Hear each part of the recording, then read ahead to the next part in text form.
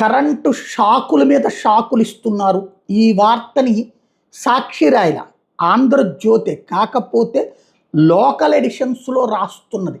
అంటే ప్రజలను హింసిస్తున్న అంశాలు లోకల్ ఎడిషన్స్లో, ప్రభుత్వం అద్భుతంగా ఉందని జనరల్ ఎడిషన్స్లో రాసుకొస్తుంది. తాజాగా చూస్తే కానూరు ఆటోనగర్లోని పారిశ్రామికవేత్తలకు ముందస్తు సమాచారం లేకుండా అదాని స్మార్ట్ మీటర్ల ఏర్పాటు, సంతకం లేని ఓ నోటీస్ అందజేసి హడావిడిగా నిన్నటి వరకు 8,000 బిల్లు, నేడు ₹1,00,000 దాటిపోయింది.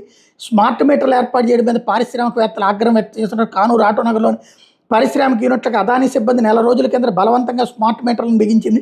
వీటిని బిగించే ముందు ఎలాంటి నోటీసులు ఇవ్వలేదు. స్మార్ట్ మీటర్లను ఏర్పాటు చేసే రోజున AP central power distribution corporation limited పేరుతో ఆపరేషన్ సెక్షన్ నుంచి అసిస్టెంట్ ఎగ్జిక్యూటివ్ ఇంజనీరు ఒక నోటీసు అందజేశారు. ఆ నోటీసు మీద కనీసం ఆపరేషన్ సెక్షన్కి చెందినటువంటి అసిస్టెంట్ ఎగ్జిక్యూటివ్ ఇంజనీర్ సంతకం కూడా లేదు. కేవలం service number, category, sub division ఖాళీలను పెన్నుతో రాసి మాత్రం ఇచ్చారు.